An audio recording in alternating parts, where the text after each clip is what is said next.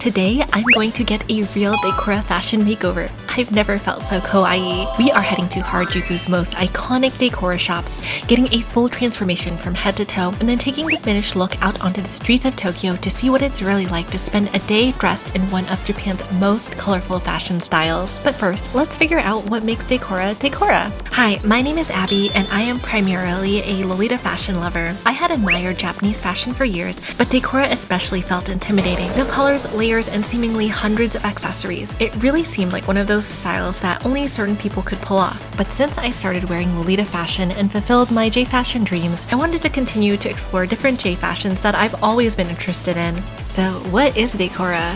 Decora is a street fashion style that emerged from Harajuku and is known for its playful and colorful aesthetic. The name comes from the word decoration, which makes sense once you see it in person. The fashion involves a lot of tips, bracelets, necklaces, and a lot of other accessories that adds color and personality to an outfit. While every person wears Decora differently, the style is often inspired by a lot of nostalgic, cute characters, bright colors, and self-expression from what I've observed. So while I was in Japan, I decided to find out what it actually feels like to wear Decora for a day. Come along for this transformation. Honestly, I wasn't prepared for how crazy this experience was. So let's rewind a little bit. The day before, we actually went to a 6% Doki Doki shop in Harajuku, which is a well-known Decora brand. We stumbled across this while walking, and I was so excited to go inside and take a look. As soon as you step in, it's like you're transported into a different, colorful world. If you've ever taken a look into Decora Fashion, you've probably seen this store before. It's packed floor to ceiling with colorful accessories and clips and things I did not even know how to describe in a good way. There's so much to see, and I couldn't help but wonder what kinds of things I would be wearing that were similar the next day. The shop staff was super friendly, and it is truly a feast for the eyes to see all of the stuff here. Being here in person made me realize how important all the accessories and colors are to this style. I loved looking at it so much, and I couldn't wait to put on a Decora outfit. Now it's time to get ready to go to the transformation. I thought getting dressed would be the hard part, but it was not. You'll see what I mean. Earlier that morning, we had gone to a tea party, and I was wearing lolita fashion. I couldn't believe that I was going to be wearing two completely different J-fashion styles in one day, especially since one of them was a style that I'd never tried before. I was super excited. This is how we are starting off the day, just me cozy in my parka. We headed off to Harajuku to meet up with Ozoni. Ozoni is, in my opinion, a Decora expert. If you've ever seen their Instagram, you already know how incredible they are at this style. They handed me a bag of clothes, and before long, the base outfit was complete. Everything was very comfortable to wear, and all of the pieces felt very size inclusive. I recognized this piece from 6% Doki Doki from yesterday. Seeing the pile of accessories they collected was such a delight. Just look at this treasure trove. There were so many charms and toys. It really felt like being a kid in the candy store. Then came makeup. They asked me what kind of look I wanted, and I think they could immediately tell that I was having a very pink moment. The rainbow makeup started coming together bit by bit, and I was already amazed in how much detail was involved. They let me pick out a band-aid, and of course I picked this pink Usahana one. Now time for stickers. It's one of my favorite parts of Decora Fashion, and I think this touch is so cute. Or maybe it's more like a punch instead of a touch. Honestly, I would totally use these stickers in a lolita coordinate as well. I can see this working really well with OTT Suite. Next came all of the necklaces and bracelets. Watching the details come together honestly was so satisfying. The different colors, shapes, and textures really started to create that classic Decora look. The more accessories we added, the more it felt like I was transforming into a completely different character. Some of these accessories are cute and nostalgic, and some are just wonderfully random, but still cohesive. Each little piece adds another pop of color and personality.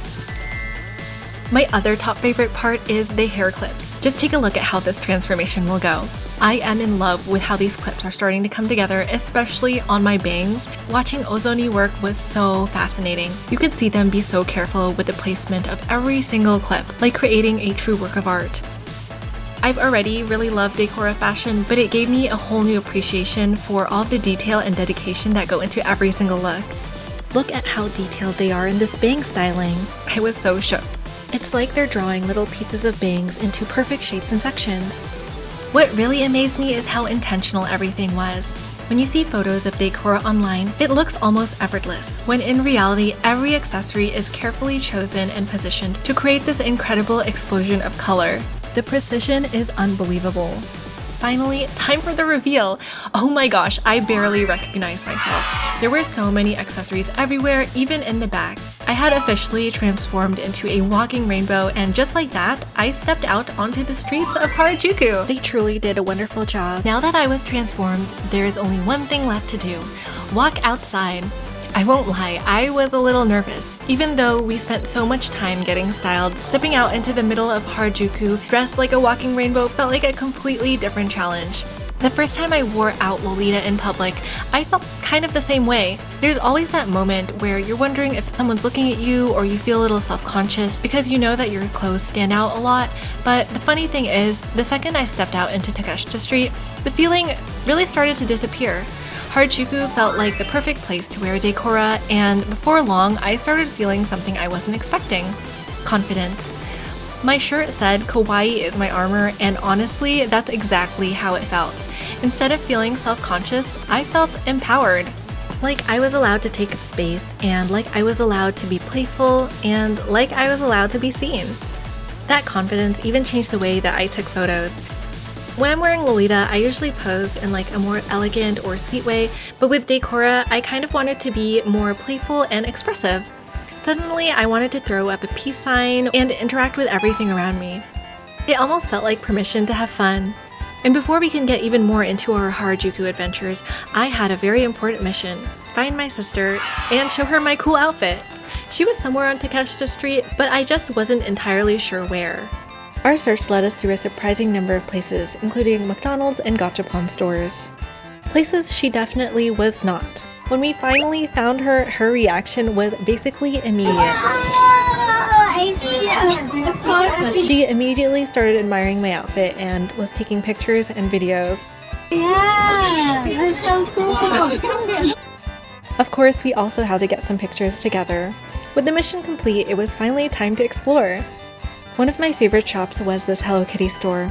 It's a newer one, and it feels so perfect for Decora. They even had this t-shirt that feels like it would go perfectly in a Decora cord. It really felt like the perfect place to wear Decora.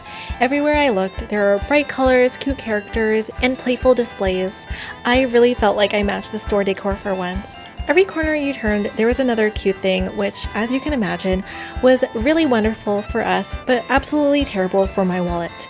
One thing I noticed about Decora is that it reminded me a little bit of Lolita fashion. When you first look at a Lolita print or cord, you might notice like the main design, but the longer you look, the more little details you discover hidden in the print or the accessories, and I felt the same way. There are some that I'm only noticing now watching this footage back, and I really love that.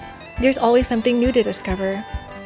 After grabbing one of my favorite strawberry candies, we headed out to Closet Child. You can't film in there, unfortunately, but the next shop we visited had Angelic pretty accessories.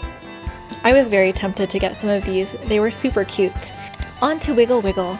And to be honest, if any store was designed specifically for Decora Fashion, it would be Wiggle Wiggle. Everything was so colorful, whimsical, and nostalgic, and just the right amount of cute.